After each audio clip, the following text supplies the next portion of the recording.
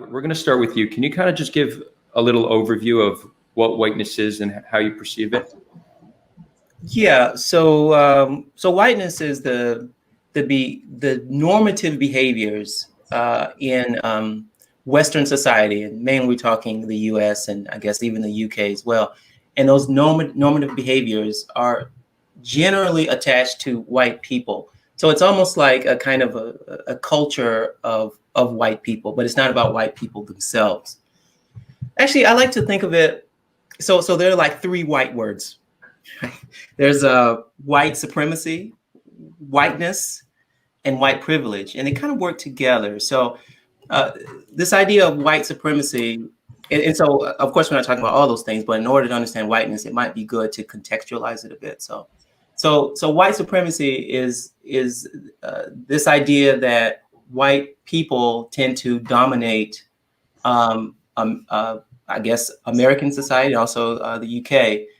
And whiteness is the behaviors attached to that dominant group. And in order to get the privileges, you need to have those behaviors. So white privilege will be based on you having those behaviors. So in a way, the proximity to whiteness is having those behaviors, those mannerisms, even the aesthetic of white people. So I hope that kind of describes it. Thank you, Rod. I appreciate that. So, Iona, do you find it to be a useful concept, in how Rod described it and how it's being used? Not really. So I could see some use for it in a kind of in a kind of cultural way, I don't know. I would think of pumpkin spice latte as being the apotheosis of whiteness. So I think you could see it as being a kind of cultural thing. So here in the UK, it would be drinking tea and listening to Radio 4 and doing crosswords in the newspaper and things of that kind. But those are really the reason we associate those things as being white culture is because the population is majority white. I actually don't like this as a racial term either, but I'm going to just use it for the sake of simplicity. The majority population is white, so I think 73% of Brits are white European in origin. And therefore, there is a kind of spillover association with certain cultural things as being white culture because they're the culture of the UK. I would question that. I think that today's world is much more globalized, and also the UK is much more multicultural. So I think it's much less the case that specific traditionally British things are necessarily kind of white things or preferred by white people. What I don't find useful is a sort of totalizing, the use of whiteness as a kind of totalizing explanation for everything that is unjust or sinister or undesirable in society. And I find it almost slightly conspiratorial. It's kind of the work of pervasive whiteness everywhere. And people have even been talking about multiracial whiteness, which is really extraordinary to me. And it sounds to me very often in the way that social justice scholars are using it as a kind of metaphor for the devil. It's the work of whiteness, like the work of the devil. Everywhere, kind of permeating everything and making everything worse. And I don't find that helpful at all as an image. Yeah, I don't know. Is it one of these things where we can kind of do it back and forth? Or yeah. Go for it. Okay. So I don't know, Iona, you might be constructing this thing that doesn't quite exist through, Twitter experiences. I mean, I don't. To me, whiteness is a good analytical way of understanding things. It's a good tool. It really is. I mean, and this is from a scholar's point of view. So maybe you're talking about how it's used out in the real world, or how activists sometimes may stretch the term. But let's take, for example, the Hispanic young man who graduates from college and he goes to get his first job. Okay. Now, when he walks into that building, he's going to probably change himself a little bit to fit in.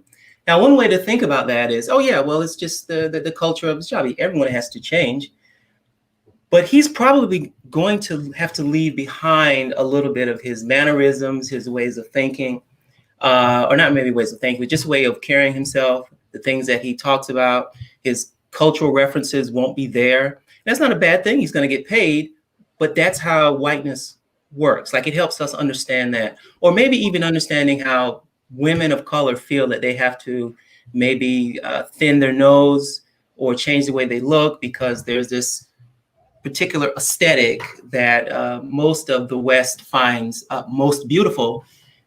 And so in order to understand how that happens, you have to kind of look at this idea of whiteness.